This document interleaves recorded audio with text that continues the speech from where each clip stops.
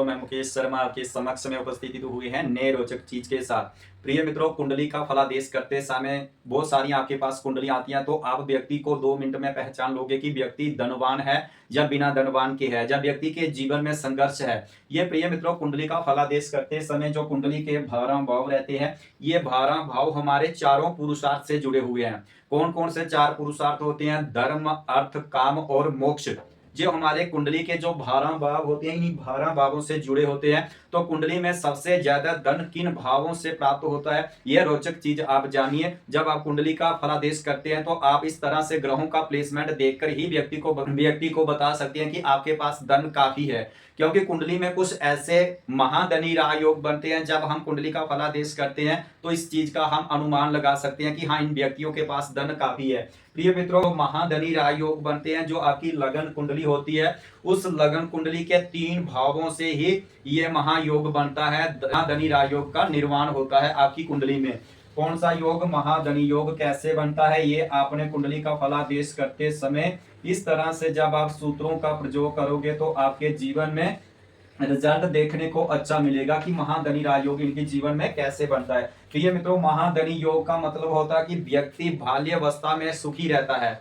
अगर बाल्यावस्था में सुखी नहीं होगा तो अपने जीवन में दूसरा पड़ाव जब शुरू होता है तब से उनके जीवन में धन भोक्ति के लिए अच्छा हो जाता है। व्यक्ति मेहनत कम करता है लेकिन धन अधिक आता है। आपने बहुत सारे लोग देखे होंगे कि कार्य कम करते हैं लेकिन धन उनके जीवन में थोड़ा काम करते हैं, धन उनके पास ज्यादा आता है। तो ये कुंडली में कुछ धन योग बनने के कारण ही उनके जीवन में ऐसा फल घटित होता है। कुंडली का फलादेश करते समय आपने यह देखना है कि जो कुंडली के 12 भाव है, ये कौन कौन से पुरुषार्थ से जुड़े हुए हैं। प्रिय मित्रों, रोचक चीज है, जब रिजल्ट निकालोगे तो आप इस तरह का अगर रिजल्ट किसी का फलादेश करोगे तो जीवन में इनके अच्छा रिजल्ट देखने को मिलेगा। जो हमारा लगन रहता है, सबकी कुंडली में पहला भाव, पहला हाउस, पहला घर का भाव जो होता है यही होता है। पहला भाव, पहला घर, पहला हाउस यही होता है। तो कुंडली में आपने क्या देखना है कि जो लगन रहता है ये हमारा किस में जुड़ा होता है? धर्म से जुड़ा होता है। किससे जुड़ा होता है? धर्म से जुड़ा होता है। 12 भाव ये हैं, ये चारों पुरुषार्थ से जुड़े हुए हैं। हर भाव अपने अपने समय अनुसार ग्रहों की दशा, अंतरदशा, गोचर के समय या सूक्ष्म दशा या प्रत्यंतर दशा के हिसाब से योगनियों को छोड़ के ये ग्रह अपने धर्म वाला भी फल घटित करता है उनके जीवन में। उसके बाद दूसरे भाव से क्या देखा जाता है? धन देखा जाता है, पैतृक संपत्ति देखी जाती है। तो ये कुंडली में द्वितीय भाव जो होता है ये अर्थ त्रिकोण से ही जुड़ा होता है। तो इस तरह से आप कुंडली का फलादेश करते समय व्यक्तियों को जान जाओगे कि इनके पास धन कितना है, कैसा है। सिर्फ आप 2-3 पैरामीटर पर रखकर जब इन्हीं तोलोगे तो उसी से ही हम निर्धारित कर लेते हैं। यानी हमें कुछ जीवन में उस भाव के फल का परामर्श। ये जो पहला भाव होता है ये धर्म से जुड़ा होता है। कुंडली का दूसरा भाव जो होता है ये हमारा अर्थ से जुड़ा होता है, और कुंडली का तीसरा भाव हमारा काम से जुड़ा रहता है। कुंडली का फलादेश करते समय आपने यह भी चीज का ध्यान रखना है, भाव का ध्यान रखना है। पहला, द्वितीय भाव, तीसरा भाव, चतुर्थ भाव, पंचम भाव, षष्ठम भाव, सप्तम, अष्टम, नवम, एकादश और द्वादश भाव होते हैं। फिर इनमें कोई ना कोई राशि इनके लगन कुंडली में पड़ी होगी। जैसे अगर 3 नंबर की गिनती होगी तो आपकी मिथुन लगन की कुंडली हो जाएगी, सिंह लगन की कुंडली हो जाएगी, 8 होगी तो वृश्चिक लगन की कुंडली हो जाएगी, 12 नंबर की होगी तो मीन लगन की कुंडली हो जाएगी। ये आपने ध्यान रखना है। फिर इनमें से कोई ना कोई ग्रह इसमें उपस्थिति तो होगा, यानी भावस्थ ग्रह होगा। तो फिर ग्रहों को देखेंगे कि कौन सा ग्रह किस स्वभाव का है, शुभ का है, अशुभ का है, क्रूर है या पाप ग्रह है, देवता ग्रह है या दानव ग्रह है, मित्र राशि का है, शत्रु राशि का है, ग्रह उच्च का है, नीच का है, स्व राशि का है, मूल त्रिकोण का है या स्व क्षेत्रीय है। ये सब चीजें फिर कुंडली का फलादेश करते समय अगर धन के बारे में है तो धन की अपेक्षा से आप ये सब चीजों को पैरामीटर पर रखकर उस तोलेंगे उस भाव को, तो वह हमें जीवन में उसका फल देखने को मिलेगा। फिर हम राशियों को देखते हैं कि कौन सी राशि किस स्वभाव की होती है। हर व्यक्ति का अपना अपना स्वभाव होता है, वैसे ही हर चीज का अपना अपना स्वभाव होता है। चाय का अलग स्वाद होता है, कॉफी का अलग होता है, हर चीज का अपना अपना स्वभाव होता है। तो कुंडली में राशियों का भी स्वभाव रहता है। चर राशि होती है, स्थिर राशि होती है और द्विस्वभाव की राशि होती है। तो प्रिय मित्रों, ये सब चीजों को जोड़ते हैं तो उसी से पता चलता है कि हमारे पास धन कितना है। में भी अपोध आएगा। ग्रह अगर उस जो ग्रह अच्छी स्थिति में है उसमें अगर 3 ग्रह क्रूर की दृष्टि डालेंगे तो भाव निर्बल हो जाएगा, ग्रह कमजोर हो जाएगा। अगर वह ग्रह अपनी अच्छी स्थिति में बैठा हुआ है लेकिन वही ग्रह की जो दृष्टि पड़ रही है, दृष्टियों का भी कुंडली में बड़ा महत्व दिया जाता है। जो दृष्टि डाल रहा है ग्रह वहां पर अगर उसकी नीच की राशि होगी तो इसमें अपोध आएगा, वह ग्रह फल नहीं दे पाएगा। जीवन में धन योग तो होगा, महाधनी योग होगा, लेकिन व्यक्ति के जीवन में धन इतना नहीं आएगा जितना महाधनी राजयोग कुंडली में शुभ स्थिति में होता है। जितना वह फल देता है इतना फल उनके जीवन में घटित नहीं होता है। प्रिय मित्रों, इस तरह से आप कुंडली का फलादेश करते समय जो कुंडली का चतुर्थ भाव होता है ये हमारा मोक्ष का होता है। कुंडली में मोक्ष देने वाला भाव चतुर्थ होता है। चतुर्थ भाव हमारा किसका होता है? सुख का होता है, माता का सुख होता है। माता का देखा जाता है भूमि, भवन, मकान, घोड़ा इत्यादि की जो चीजें सुख प्राप्त होता है वह कुंडली का चतुर्थ भाव होता है। इसलिए यहाँ पर मोक्ष भी है। धर्म कर्म अच्छा है तो मोक्ष मिलेगा, अच्छी स्थिति होगी जीवन में तो ये मोक्ष करवाएगा। साथ में कुंडली में आपने देखना है कि जो चतुर्थ भाव में बैठी राशि है, जो राशि पड़ी हुई है चतुर्थ भाव में वह किस स्वभाव की है, जो ग्रहों का प्लेसमेंट है उनका स्वभाव कैसा है, ये सब चीजें देखी जाती हैं तभी मोक्ष की प्राप्ति होगी। यहाँ शुभ ग्रह बैठने से व्यक्ति का मोक्ष नहीं होगा, लेकिन कर्म बताता है व्यक्ति का कर्म वाला भाव कौन सा होता है जी आगे देखेंगे। तो हम आपकी कुंडली में पंचों भाव हमारा किसमें जुड़ता है? धर्म से जुड़ता है। छठा भाव कुंडली का ये अर्थ में आता है, ये कुंडली में अर्थ प्रदान करता है व्यक्ति के जीवन में। सप्तम भाव हमारा काम का होता है। सप्तम भाव किसका होता है? काम का होता है, हमारे धर्म पत्नी का होता है, जीवन साथी का होता है, पार्टनरशिप का होता है, बिजनेस का होता है। बहुत सारी चीजें कुंडली में सप्तम भाव से देखा जाता है। सप्तम भाव काम में आता है, इसलिए काम में क्या होता है? हमारी काम वासना ज्यादा रहती है, तो सप्तम भाव से क्या देखा जाता है? पार्टनरशिप देखी जाती है। व्यक्ति कार्य अपना बिजनेस चला रहा है तो उसमें भी काम रहेगा, धन कितना आ रहा है कितना जाएगा, व्यक्ति को काम में रहता है, इसलिए सप्तम भाव काम में से जुड़ा रहता है। अष्टम भाव हमारा किसका होता है? मृत्यु का होता है और आयु का होता है। तो यहाँ पर व्यक्ति को मोक्ष दिलवाता है कुंडली का अष्टम भाव। कैसे दिलवाता है? वह जीवन में उनके ग्रहों पर निर्भर करता है।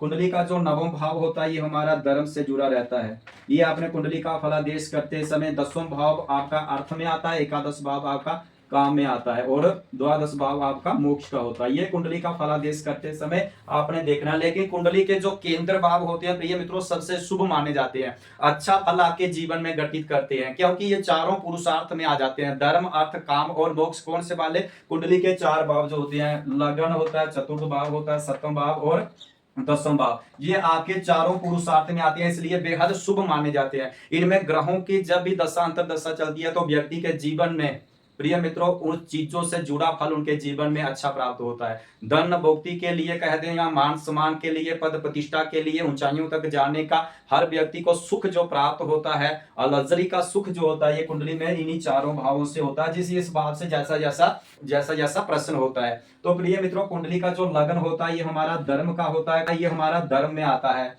हमारा जो दसवां भाव कुंडली का होता है ये अर्थ में आता है। कुंडली का सप्तम भाव हमारा काम में आता है। कुंडली का चतुर्थ भाव हमारा मोक्ष में आता है। देखिए धर्म, अर्थ, काम, मोक्ष, तो आपने इस तरह से देखोगे तो धर्म, अर्थ, काम, मोक्ष आएगा चतुर्थ भाव, और कुंडली का पंचम भाव धर्म में आएगा, छठा भाव आपका अर्थ में आएगा, और काम सप्तम भाव काम में, अष्टम भाव मोक्ष में। ये चारों जब पुरुषार्थ इसलिए शुभ माने जाती हैं क्योंकि ये इस तरह से गड़ी बाई चलने से अगर देखोगे तो चारों पुरुषार्थ में आएंगे, धर्म, अर्थ, काम और मोक्ष। ये चारों हमारा मोक्ष करने वाले भाव होते हैं, जीवन में बेहद शुभ माने जाते हैं। ये कुंडली के केंद्र वाले भाव। जब भी कुंडली में फलादेश करते हो तो आप केंद्र वाले भावों को देख लीजिए। ये आपके जीवन में अगर शुभ ग्रहों का प्लेसमेंट होता है तो जीवन में अच्छा मान सम्मान, पद प्रतिष्ठा, गाड़ी का सुख, भवन का सुख, मकान का सुख मान लीजिए, घोड़े का सवार मान लीजिए, शुभ ग्रहों का प्लेसमेंट होता है तो ये जीवन में आपके घटित होगा ऐसा फल।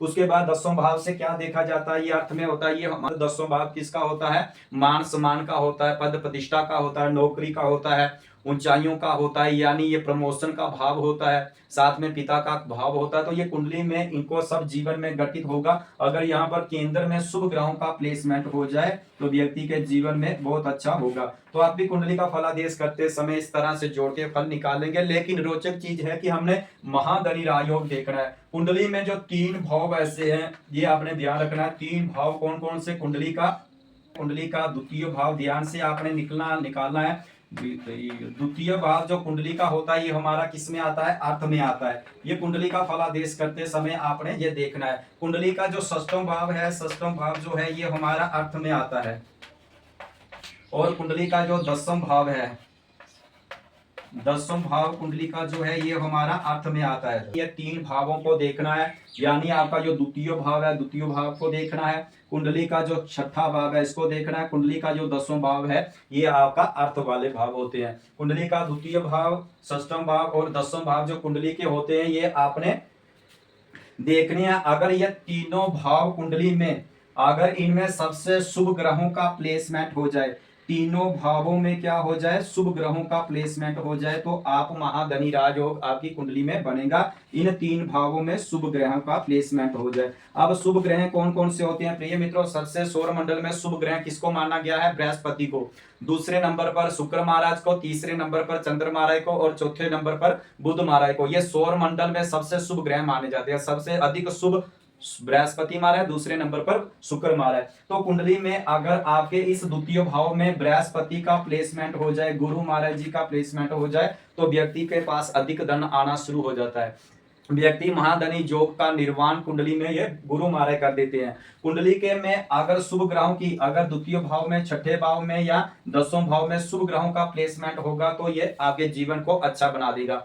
तीनों में से 3 होंगे तो ज्यादा बेहद शुभ होगा। अगर तीनों में से 2 होंगे तो थोड़ा शुभ होगा। अगर तीनों में से 1 है तो थोड़ा शुभ होगा। अगर तीनों में से कोई ग्रह शुभ नहीं है लेकिन धन फिर भी आएगा, लेकिन वह जीवन में, अनुभव में नहीं आता है। ये कुंडली में आपने फलादेश करते समय देखना है कि तीनों भावों में अगर शुभ ग्रहों का प्लेसमेंट हो जाए, यह चीज देखनी है। दूसरी चीज कुंडली में आपने क्या देखना है, अगर इन तीनों भावों में शुभ ग्रहों का उच्च का होगा तो वह सबसे बेहद शुभ माना जाएगा। कुंडली में उच्च का ग्रह सबसे अच्छा माना जाता है। कुंडली का फलादेश करते समय जो उच्च का भाव, उच्च वाला ग्रह होता है वह सबसे अधिक शुभ फल जीवन में घटित करता है। नीच का ग्रह सबसे ज्यादा फल खराब करता है और उच्च का ग्रह सबसे अधिक फल जीवन में देता है। ये आपने कुंडली में फलादेश करना है। अगर ये तीनों भावों में तीनों ग्रह अगर उच्च के आ जाए तो यह वंडरफुल महाधनी राजयोग आपकी कुंडली में बनेगा। व्यक्ति के जीवन में, लाइफ में, अपने जीवन में ऐसा मान के चलिए, अगर तीनों भावों में, द्वितीय भाव, सप्तम भाव, 10वें भाव में अगर वह उच्च के तीनों ग्रह जहां पर विराजमान होंगे तो व्यक्ति बाल्यावस्था से ही सुखी होता है और धनवान होता है। ऐसा व्यक्ति के जीवन में धन, भोक्ति, मान, सम्मान, पद, प्रतिष्ठा ये जीवन में अधिक बढ़ता रहेगा। दिनों दिन इनका फल इनके जीवन में, अगर तीनों अर्थ त्रिकोण वाले भाव उच्च राशि में हो। अगर वह उच्च राशि के ना हो, कम से कम या तो शुभ कर्त्री में हो। अगर शुभ कर्त्री में होगा तब भी जीवन में इनका मान सम्मान बना रहेगा।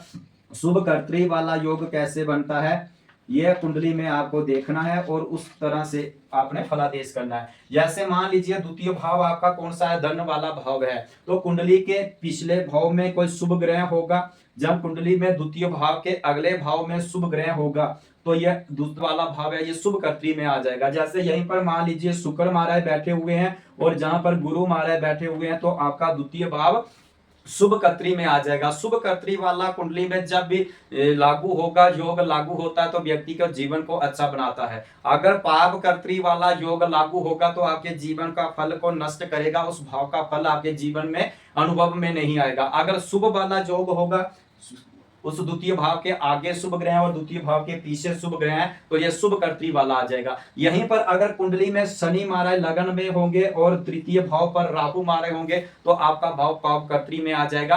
वह आपके जीवन में धन योग होगा लेकिन फल घटित नहीं होगा। व्यक्ति मेहनत काफी करेगा, प्रयास करेगा, लेकिन वह धन उनके जीवन में, अनुभव में नहीं आता है। तो यह कुंडली का फलादेश करते समय जो चीजें आपको बताई जा रही हैं, इन चीजों को जोड़ते हैं तो आपको धन में लाभ होगा।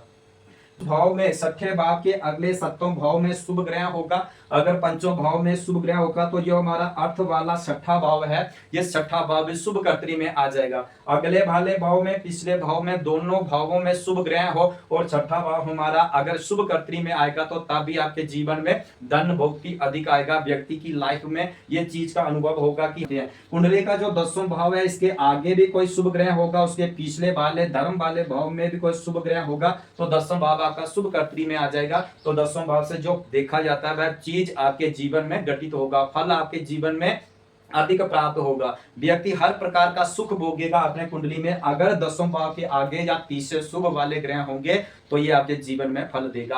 अगर कुंडली में ये तीनों के तीनों भाव शुभ कर्त्री में होंगे तो ज्यादा अच्छे होंगे। वंडरफुल राजयोग आपकी कुंडली में, महाधनी राजयोग का निर्माण होगा।